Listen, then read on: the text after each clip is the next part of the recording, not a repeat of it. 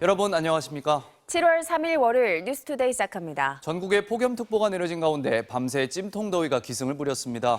제주 일부 지역에는 장마전선이 북상하면서 호우경보가 발효되기도 했는데요. 기상센터 연결해서 자세한 날씨 알아보겠습니다. 금채린 캐스터, 오늘도 전국적으로 많이 덥습니까? 네, 오늘도 전국이 대체로 맑은 가운데 폭염이 계속되겠습니다. 다만 남해안과 제주 지역은 정체전선이 북상하면서 비가 내리고 있는데요. 특히 전남 남해안과 제주로는 호우특보가 내려진 가운데 진도에는 시간당 40mm 이상의 물폭탄이 쏟아지고 있습니다. 이 앞으로 예상되는 비의 양은 전남 남부와 제주에 최고 80mm 이상, 전남 북부와 경남 서부 남해안에 10에서 50mm가량이 내리겠고요. 특히 오전까지 시간당 30에서 60mm 안팎씩 세차게 쏟아지는 곳이 있어서 주의해 주셔야겠습니다.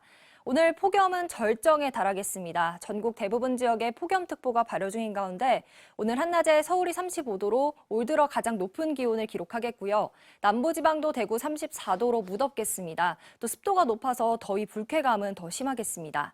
내일과 모레는 전국에 다시 장맛비가 내릴 텐데요. 이 비가 내리면서 고온 현상은 한풀 꺾이겠습니다. 다만 다시 국지적으로 강하게 쏟아질 수 있어서 미리 대비 잘 해주셔야겠습니다.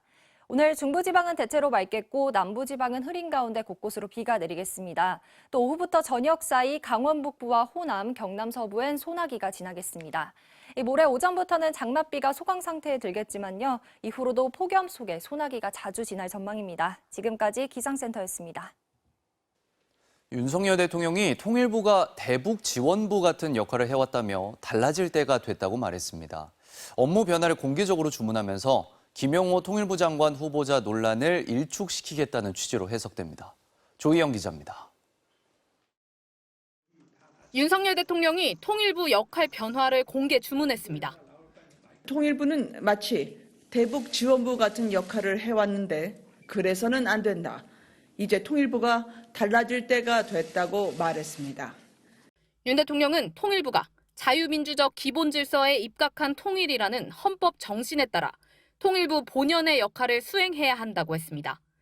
지난 정부의 통일부를 대북 지원부로 규정한 윤 대통령은 이미 이 같은 인식을 무책임한 국가관을 가진 반국가 세력들이 종전선언을 노래 부르고 다녔다는 발언에서 노골적으로 알렸습니다.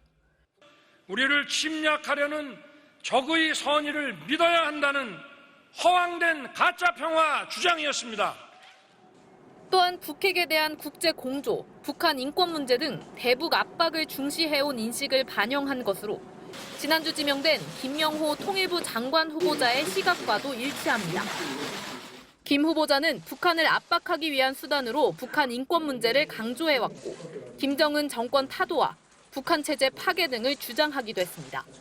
국민의힘은 통일의 소망에 가까이 가기 위한 실질적 역할을 주문했다고 평가했고 민주당은 통일부를 제2의 국정원이나 대북 선전부서로 만들려는 것이냐고 비판했습니다.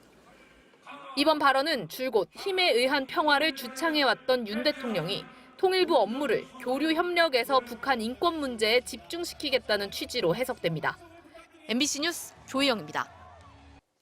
프랑스에선 10대 소년이 경찰 총격에 숨진 사건으로 촉발된 시위가 폭동 수준으로 번지고 있습니다.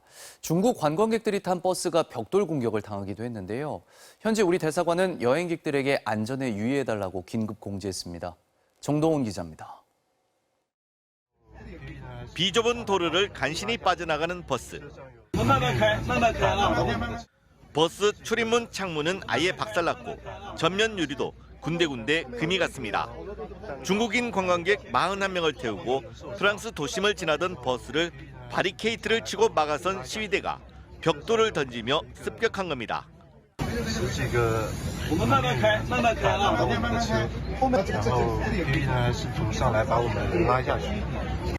날아든 벽돌과 유리 파편에 버스 안은 순식간에 아수라장으로 변했고 승객 대여섯 명이 다리 등에 부상을 입었습니다. 현지 우리 대사관은 여행객들에게 폭력 시위가 프랑스 전역에서 폭동 수준으로 관찰되는 만큼 특히 심야 안전에 주의해달라고 긴급 공지했습니다. 프랑스 전역에서 언제든 위험한 상황이 발생할 수 있으므로 야간 외출을 자제해 주시고 유사시 즉시 대사관으로 연락 주시기 바랍니다. 불탄 차량만 1,300여 대, 관공서 등에서 2,560건의 화재가 발생했고 상가 약탈도 잇따르는 등 시위는 격화하고 있습니다. 현재까지 시위대 3천여 명이 체포됐고 프랑스령 기아나에선 50대 남성이 유탄을 맞아 숨졌다고 AP통신이 보도했습니다.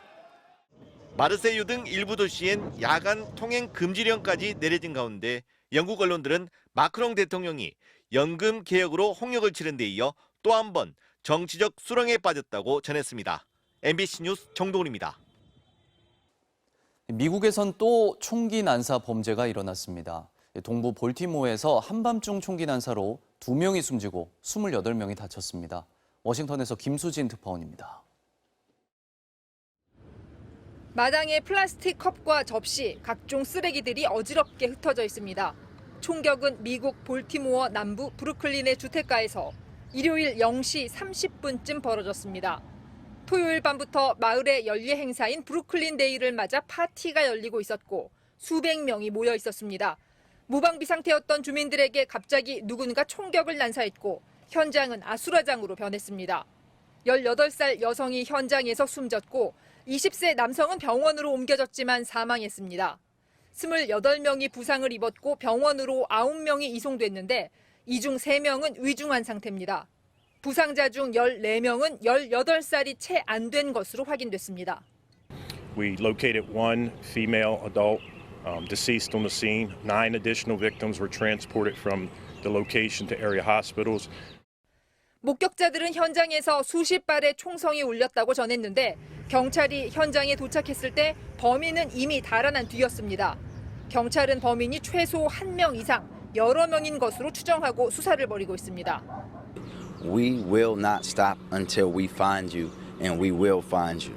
Until then, I hope with every single breath that you take, that you think about the lives that you took.